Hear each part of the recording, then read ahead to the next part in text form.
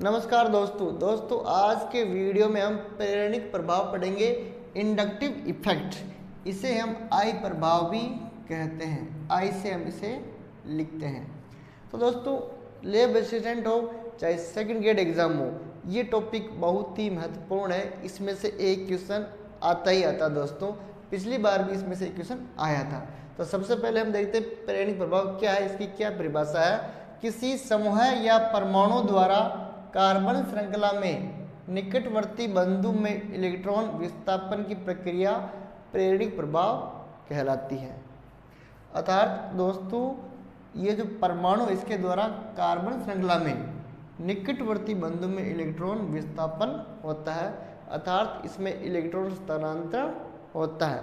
कैसे होता है वो देखते हैं। जैसे हमारे पास में कोई दो परमाणु है, C और एक है Y। यहाँ पे C की विद्युत ऋणता कार्बन से ज़्यादा है। यहाँ पे C की विद्युत ऋणता कार्बन से Y की विद्युत ऋणता कार्बन से ज़्यादा है। तो इस प्रभाव में मेन रोल विद्युत ऋणता का है। जिस परमाणु की विद्युत ऋणता ज़्यादा होगी, इलेक्ट्रॉन का विस्थापन उसी तरफ होगा। इलेक्ट्रॉन विस्थापन देखिए, यहाँ पे अब क्या होगा, C अधिक विद्युत ऋणी है, तो यहाँ पे जो C है इसे इलेक्ट्रॉन जाएगा Y की तरफ। तो ये हमारे पास में जो इलेक्ट्रॉन कहाँ चला गया, Y की तरफ इलेक्ट्रॉन चला गया, क्योंकि Y अधिक विद्युत ऋणी है। तो दोस्तों, इस प्रकार इसमें इलेक्ट्रॉनों का स्थानांतरण होता है। और इसकी जो विशेषता है इस प्रभाव की, वो क्या है वो हम अब देखते हैं। पहली जो इसकी विशेषता है कि यह एक स्थायी प्रभाव है। प्रेरणिक प्रभाव एक स्थायी प्रभाव है। नंबर 2, पहला क्या हो गया, प्रेरणिक प्रभाव एक स्थायी प्रभाव है। नंबर 2 है, प्रेरणिक प्रभाव में केवल सिग्मा बंध के इलेक्ट्रॉन भाग लेते हैं।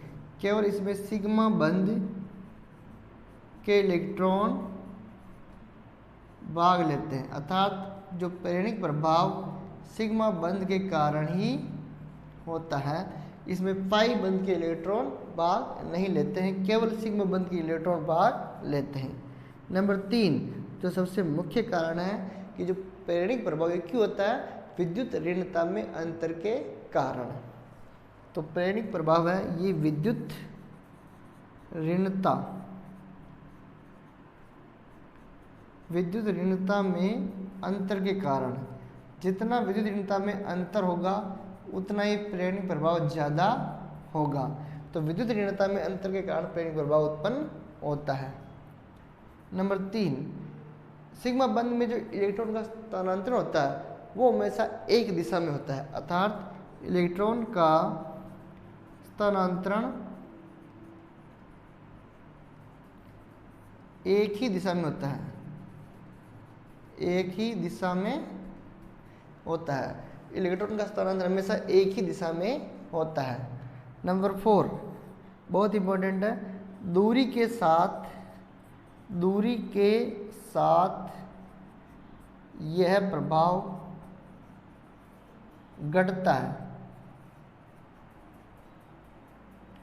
घटता है, अर्थात जो जो दूरी बढ़ती है प्रेरणिक प्रभाव घटता है, दूरी के साथ यह घटता है। दूरी बढ़ेगी तो प्रेरणिक प्रभाव घटेगा।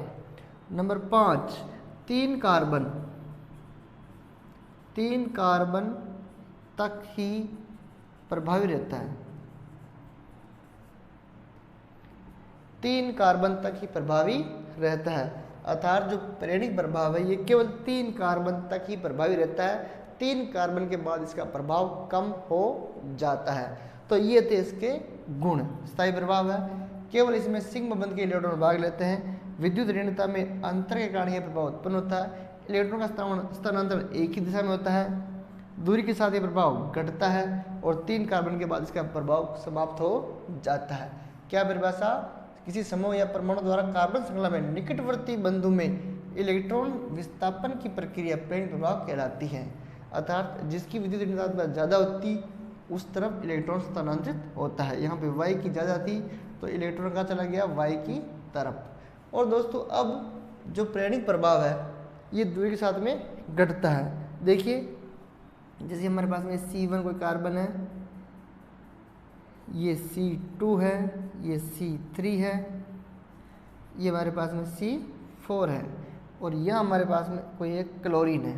तो क्लोरीन बहुत ज़्यादा विद्युत ऋणी है Cl-, और ये इससे इसके बिल्कुल पास में है तो इसकी विद्युत ऋणता थोड़ी ज़्यादा होगी C+।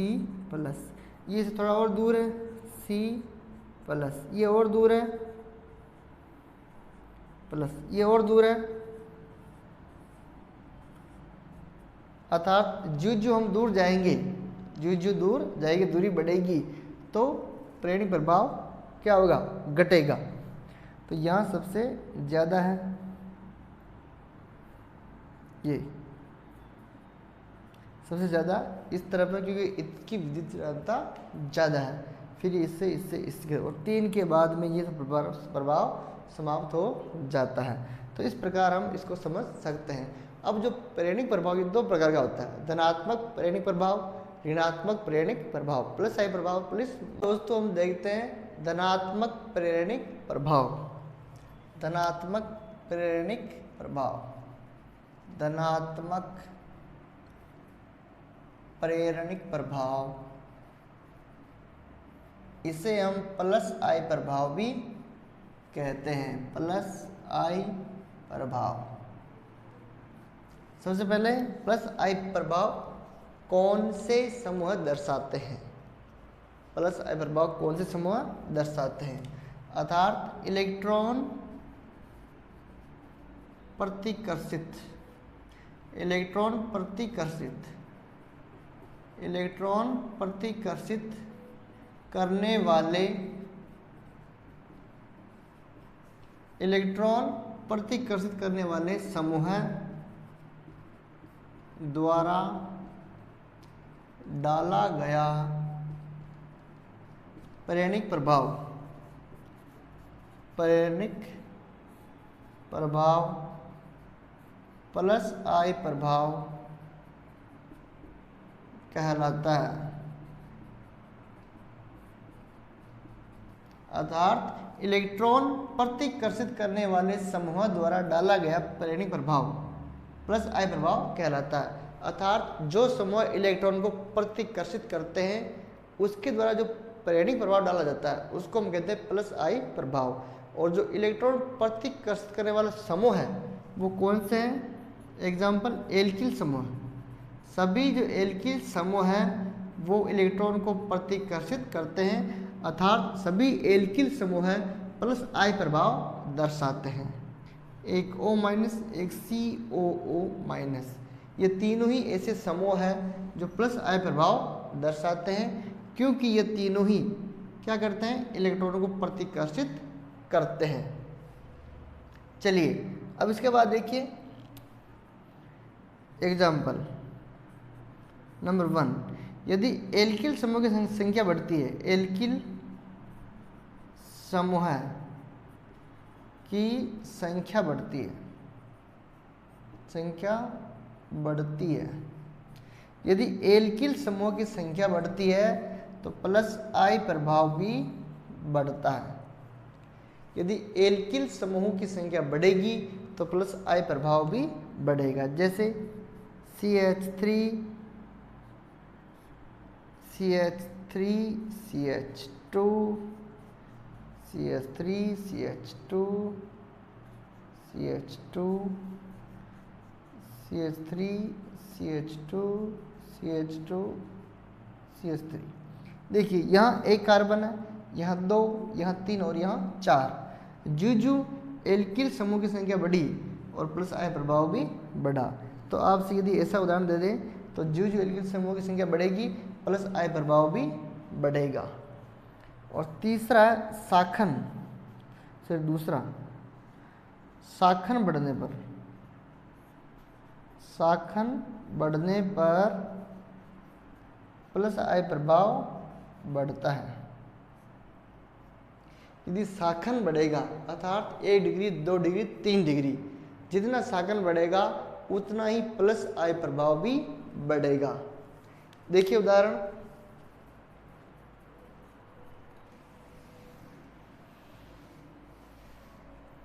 देखिए जैसे ये हमारे पास में केवल एक CH3 है, या हमारे पास CH3 CH2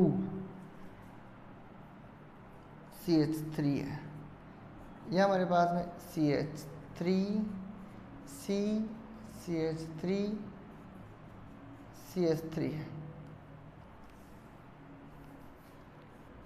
CH3 CH2 CH3।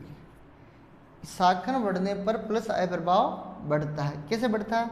देखिए यहाँ पे जो कार्बन है 3 डिग्री है, कितना डिग्री है? 3। और ये कार्बन 2 डिग्री है, ये कार्बन 1 डिग्री है, और ये कार्बन अकेला है मेथिल।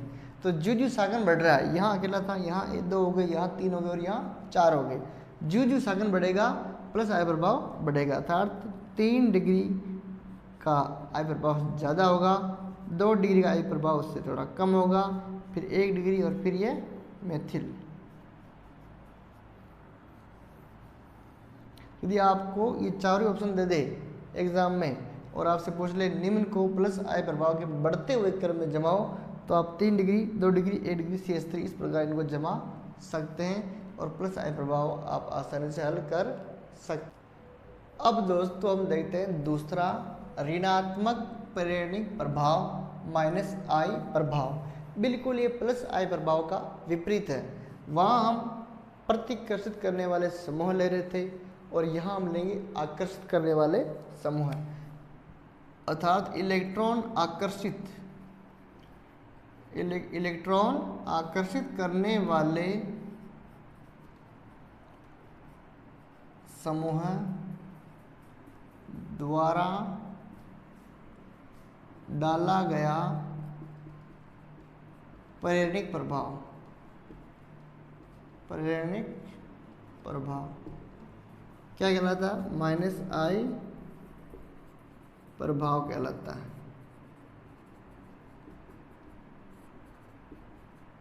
अर्थात इलेक्ट्रॉन आकर्षित करने वाले समूह द्वारा डाला गया प्रेरणिक प्रभाव क्या कहलाता है? माइनस आई प्रभाव।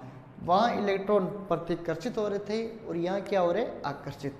अर्थात यहाँ जो ये समूह है ये क्या करते हैं? इलेक्ट्रॉन ग्रहण करते हैं, इलेक्ट्रॉन ग्रहण करने वाले समूह है। जबकि जो हमारा प्लस आई प्रभाव था उसमें क्या था? इलेक्ट्रॉन देने वाले समूह थे, इलेक्ट्रॉन देने वाले समूह थे। और यहाँ कौन है? इलेक्ट्रॉन ग्रहण करने वाले समूह हैं।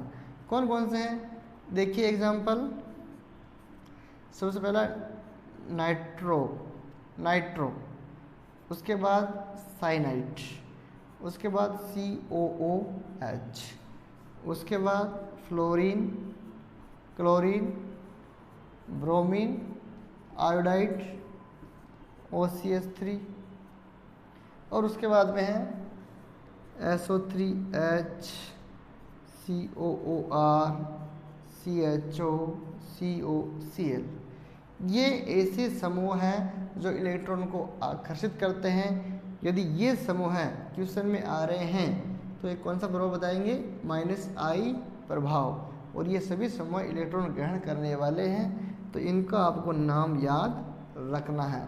तो दोस्तों ये था प्रेरणिक प्रभाव प्लस आई माइनस आई।